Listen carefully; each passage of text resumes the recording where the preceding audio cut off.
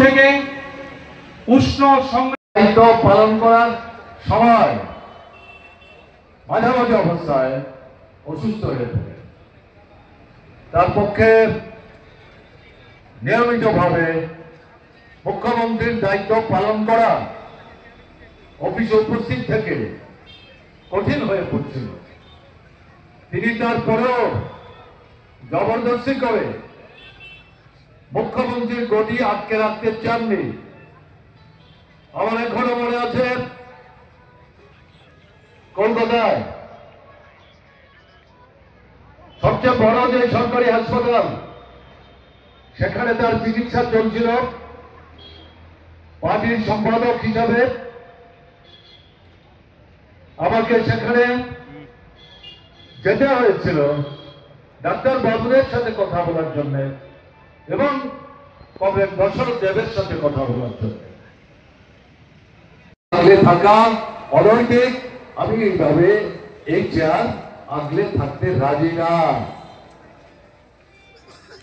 সেখানে দাঁড়িয়ে দশরথ দেবকে আমাকে বলতে হয়েছিল এই বিষয় আপনার সাথে আলোচনা করার জন্য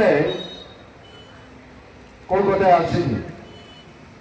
আপনি কেমন আছেন, ডাক্তার বাবুরা কি বলছেন, কবে সুস্থ হয়ে বাড়ি যাবেন, আপনার কিছু অসুবিধা হচ্ছে কিনা, এই বিষয়গুলো জানবার জন্য আমার আশা। আপনি মুখ্যমন্ত্রী থাকবেন কি থাকবেন না, আমি দায়িত্ব নিয়ে তাকে বললাম। ত্রিপুরার ভারতের কমিউনিস্ট পার্টি মার্ক্সবাদী সম্পাদকের দায়িত্বে আপনারাই আমাকে বসিয়েছেন। প্রতি সপ্তাহে আমাদের সম্পাদক মন্ডলীর বৈঠক হয়। আপনারা বর্তমানে একটা রাজ্য কমিটির বৈঠকও হয়ে গেছে। আপনার শারীরিক অবস্থা আমাদের পার্টি নেতৃত্ব যেমন জানেন, ত্রিপুরার মানুষও জানেন। 25 বছর আগের ঘটনা নতুন যুবক যারা তারা হয়তো বা জানেন না, বা অনেকে ভুলে গিয়ে থাকতে পারে। 2000 ইংরেজি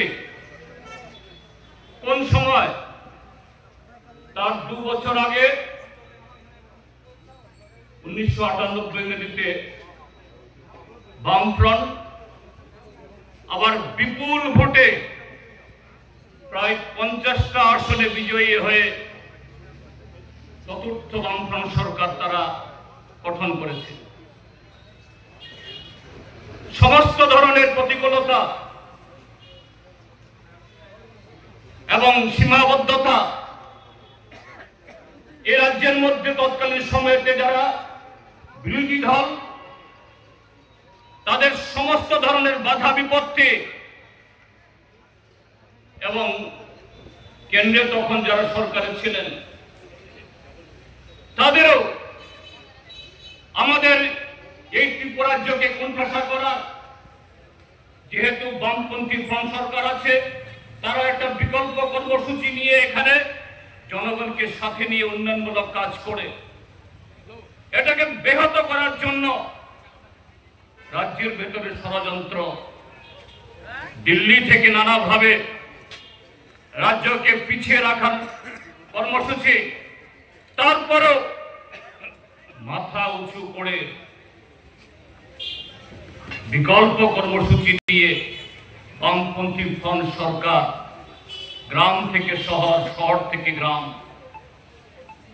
গণতন্ত্রকে আরো শক্তিশালী, বিকেন্দ্রীকৃত এবং জনগণকে সাথে নিয়ে শুধু এই ত্রিপুরা রাজ্য বা উত্তর পূর্বাঞ্চল না, সারা ভারতবর্ষের মধ্যে গণতান্ত্রিক ব্যবস্থার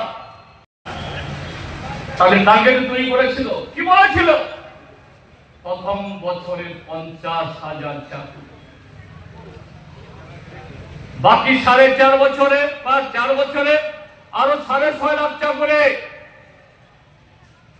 বামপন্থী ফ্রন্ট সরকারের সময়তে আইন কানুন মেনে যে ইন্টারভিউ হয়, এই নিয়োগের পরীক্ষা হয়, এগুলো লাগবে না।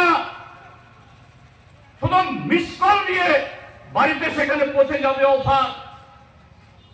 এই ত্রিপুরা রাজ্যের মধ্যে part time, contractual, contingency, DRW এই শব্দগুলি সমস্ত উঠে যাবে। ত্রিপুরা রাজ্যের মধ্যে শুধু কর্মসংস্থান, চাকুরি। আর চাকুরিতে যারা আছেন বা ঢুকবেন তাদের নাকি বামপন্থী ফ্রন্ট সরকার তাদের প্রাপ্য থেকে বঞ্চনা করা হয়। তারা দিল্লি থেকে টাকা আনবেন, ডাবল ইঞ্জিনের সরকার হলে পরে টাকার কোনো অভাব হবে না। 2018 বিধানসভা নির্বাচনের প্রাক্কালে গুরুতর অসুস্থ তৎকালীন কেন্দ্রের অর্থমন্ত্রী অরুণ জেটলি সাহেব দিল্লির সবচেয়ে বড় hospital all India institute medical সায়েন্সে ভর্তি ছিল। তাকে ডাবল ডোজ ইনজেকশন দিয়ে দিল্লি থেকে উড়িয়ে নিয়ে আগরতলায় রবীন্দ্র শতকবার্ষিকী ভবনে একটা মিটিং করে বলানো হলো টাকার কোনো অভাব হবে না। যে তাদের যে ভীষণ ডকুমেন্ট, তাদের যে প্রচার, 7 লক্ষ চাকরি দেওয়ার জন্য যুবকদেরকে, কর্মচারীদেরকে 7ম বেতন কমিশনের টাকা দিয়ে এদের বেতন দ্বিগুণ 3 গুণ করার দিক থেকে কোনো ধরনের অসুবিধা হবে না।